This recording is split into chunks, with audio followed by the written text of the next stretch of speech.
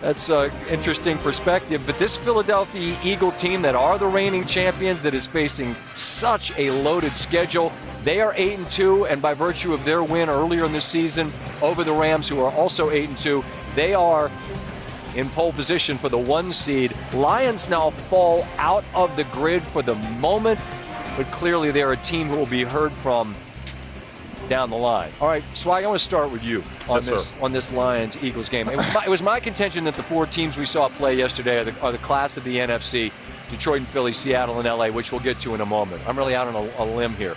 But in terms of Philly's offense, people are going to talk about it, all the scrutiny, this, that, and the other thing. This defense is not talked about, in my estimation, nearly enough, and they could carry them, and they did last night. How good is that unit for Philly? Phenomenal. And the difference that Nakobe Dean makes for this team being back has been absolutely amazing. RC has marveled with Cooper DeJean's play. But I'm going into the interior, brother. Yeah, baby. Because I'm a firm believer, like, if you're a legitimate Super Bowl contender and a legitimate chance to win championships, you have to be able to rush the passer with 4 people. Because this game is so good. These quarterbacks are so good pushing the ball down the field that when you don't have to add added rushers, it gives you such an advantage. And the difference with Philly than anybody else right now is that I think they are the most complementary defensive line in the NFL as well. And what I mean is, this for our old football aficionados. Yeah. Pat Williams and Kevin Williams were 2 D tackles in the Minnesota Vikings. And Pat was kind of that clogger in the middle, big-time run guy, and Kevin would just be able to freely flow and get after the quarterback.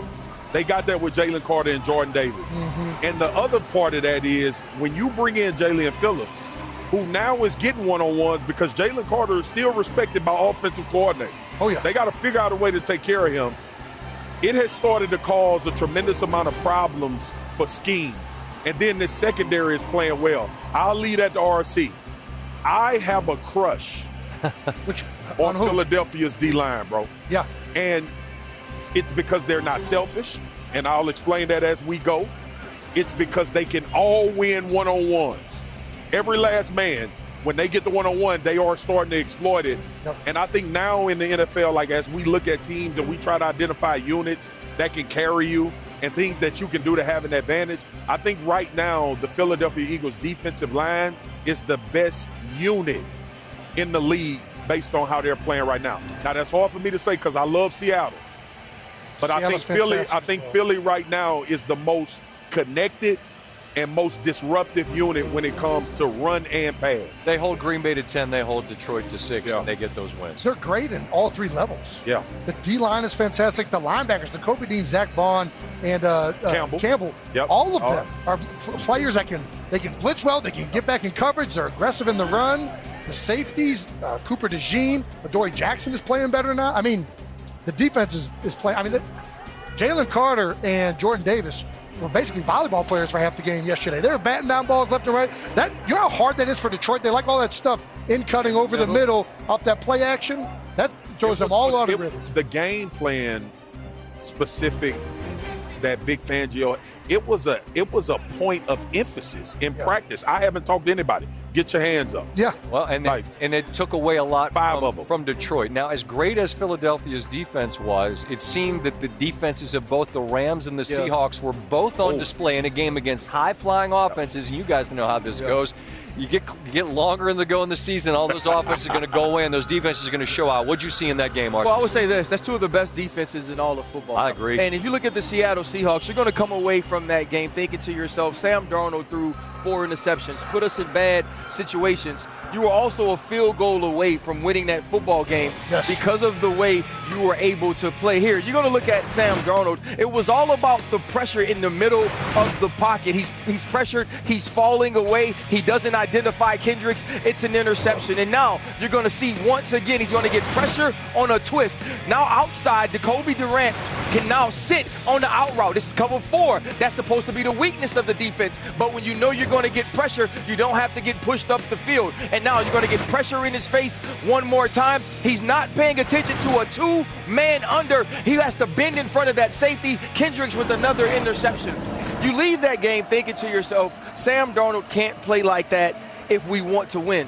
That's actually not true because you almost did. So now it's how much confidence in him do you have as you go forward that he will correct these mistakes? Because the team I saw playing for both Seattle and Los Angeles can win a Super Bowl championship. I couldn't believe that clock stopped at 1 in Los Angeles for that 61-yard attempt. It was a little bit short and to the right. Those are two excellent football teams. I think we saw 4 heavyweights for sure in the NFC and that one. Let's bring Adam Schefter back in for some injury news on the NFC side. And Adam, we're talking so much about this Philadelphia defense, but significant news on the offensive side of the ball there. Yeah, the defensive line's been great, but the offensive line's got a major injury moving forward. Lane Johnson, the great offensive tackle, suffered a Lisfranc injury last night. He's expected to be sidelined 4 to 6 weeks. Obviously, he'll be a candidate to be placed on injured reserve, and the Eagles would hope to be getting him back at the end of the regular season into the start of the postseason. There are also questions about the availability of Packers running back Josh Jacobs, who suffered a knee contusion. That's all the Packers said it was, a contusion. Test today showed his knee was structurally sound. The Packers are saying it's possible he could wind up playing Sunday against the Vikings. If he can't, Emmanuel Wilson would wind up stepping in at that point in time. The big injury news today was Michael Penix. He suffered what is thought to be a season-ending knee injury yesterday against the Carolina Panthers. He's getting a variety of second opinions, further diagnosis on that knee. But again, assuming he doesn't play again this year, which is the prevailing thought, that would be the 5th year in the last 8 seasons that an injury has ended his football season. And keep in mind, Scott, the Los Angeles Rams traded for the Falcons' first-round draft pick in the draft last year. So they currently hold the Falcons' first pick, which right now would be scheduled to be the 8th overall pick as the Falcons prepare to start Kirk Cousins the rest of the season.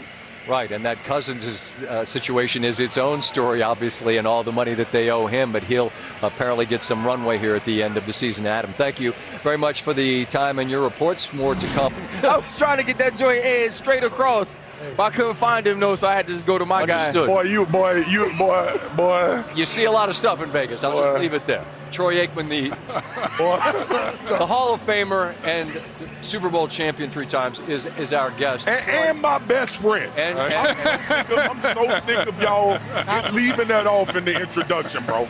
I'm telling you right my now, apologies for failing to lead with that. Forget the gold jacket, forget the ring, swag special. There you go. You're talking about Dallas and the history and the greatness of these organizations. My best friend is a big part of that. That's a fact. That is a fact. All right, go ahead, Scott. I'm sorry for interrupting. And I will. And you'll forgive me, Troy, for making a serious left turn. But we started our show with the understandable tragedy that Dallas that has endured since the last time that they played. Marshawn Nealand is no longer here. And you mentioned last week, and I thought it was a great point, that the fact that they didn't have a game